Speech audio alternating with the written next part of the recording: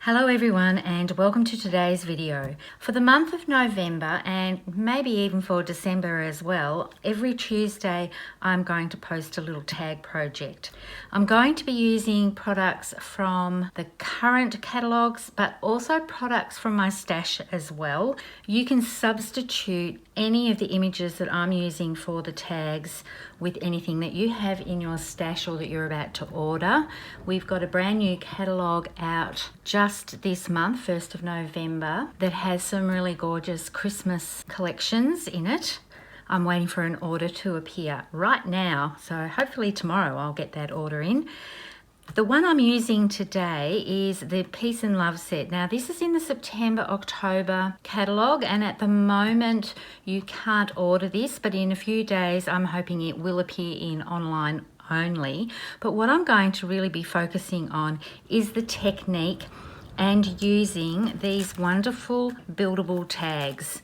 So for this tag I'm using this curved one and also the little tag topper. I'm also going to be using this stencil from the core catalogue. It's in stencil pack number 1, and I'm going to use this border design and build it up along the tags. The other item that I'm using is this Merry Christmas from the Holly and Ivy card making. I'm just going to bring in some paper because I want to stencil over my tag, and I'm going to use this stencil here and my old trusty Glacier ink that's still working. I haven't had to replace it yet. And I'm going to use a blending brush for this because I find it quite easy to use with our water-based inks. I don't want perfect coverage, but I'm going to layer this up, and because we can see through these stencils, it's very easy to work out where the next row is going. This is a very quick technique to add colour to. I'm not taping anything down because I feel okay with just positioning things and holding it with my fingers, because I want these to be quick, especially if you want to mass produce tags for your Christmas gifts so that they all look the same under the tree. So I'm just going to keep doing this all the way up.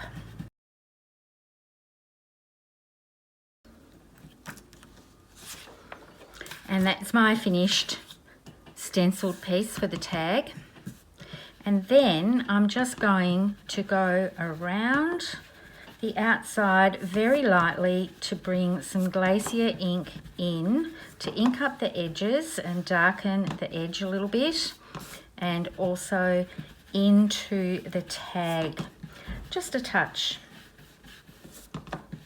It just seems to finish it off just a little bit. You can see up against the white paper here, which is why I'm doing this on a scratch piece of paper so that you can see how this looks.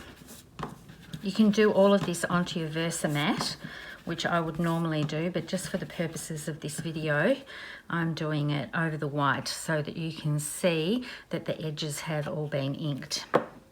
And that's it for the base of the tag. And then I'm just going to stamp the Peace and Love. I can't find my toffee ink, so I'm just bringing in Desert Sand. It's very similar to toffee, and I just wanted a soft touch on the front rather than a black sentiment. I've cut the tag topper from craft cardstock, and I'm just going to adhere that. And then for this tag I'm going to bring in this little angel here. I've put some 3D foam dots on the back, and you can see that she's got her little hands praying, but I'm actually going to put the little heart that is from this set on the front, and I've used just thin foam tape for that, and I'm just going to position it. I've used thin because I didn't want to have it up too high. And then I have cut out some stars. I was actually cutting them all out with the thin cut, and it leaves quite a big white margin, but rather than keeping on running them through, because I want to make quite a few of these tags, I've just fussy cut these with scissors. So I'm just going to put a couple of stars on. I find it easier just to put the glue straight onto the tag rather than onto the actual star piece. And that's the tag pretty much done, but I do find that I like to give a little bit more sturdiness to the tag. So I've gone ahead, I've run another one through with White Daisy and done another tag topper. So I'm going to adhere this to the back. I'm not squeezing that liquid glue very hard at all. I just want it to spread out and be enough to hold it. And you can see here I've stamped that Merry Christmas from the Holly and Ivy card making. I really like that, and it fits nicely across the width of the tag. And then I'm going to bring in just some twine that I have. I've cut 2 lengths to 8 inches, and I'm going to double those up and just feed those through this center section. If you have trouble getting things through, just get your tweezers or the embossing bit of your piercing tool and push that through. It just makes it easier. There we go. And then gently pull this through. Don't pull too hard. You don't want to rip all your work. If you pull too hard, you are working with paper. And then that is the tag, but I'm going to add a little bit of shimmer brush. This is a lemonade shimmer brush, but you could use clear. I should have done this before I put the heart on, but I can work around it. If you get a little bit too much shimmer brush coming out, you can just pick that up with a paper towel quickly. It does dry fairly quickly, and it's quite hot here today, so I'm just working quickly to get this onto there so that I can mop up any big amounts if I need to. So for the heart, I've coloured it in coral with the tri-blend markers. This image is totally coloured with tri-blend markers. So I'm just going to add shimmer to the heart as well. And I'll put some still shots up, and I've also got a couple of other examples to show as well. So hang around while I clear everything up and I will show you those. Here's a closer look at the tag with a little bit of foam tape. It just pops it up just nicely, and not too much to put on a gift, but I did use quite a bit to keep it nice and secure for when it's all getting stacked under the tree with other gifts.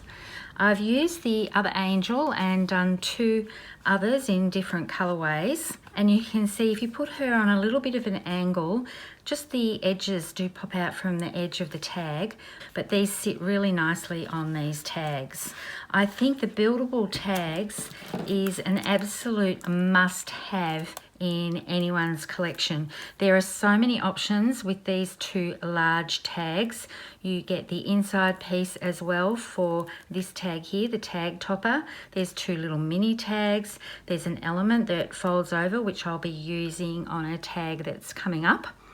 And also you get these little stitched elements here that will cut either windows or just a plain rectangle that you can add to these large tags as well. I'll put some still shots up at the end of the video. I hope you enjoyed this quick little video showing how to layer up a border stencil, and I hope to see you next time. Bye for now.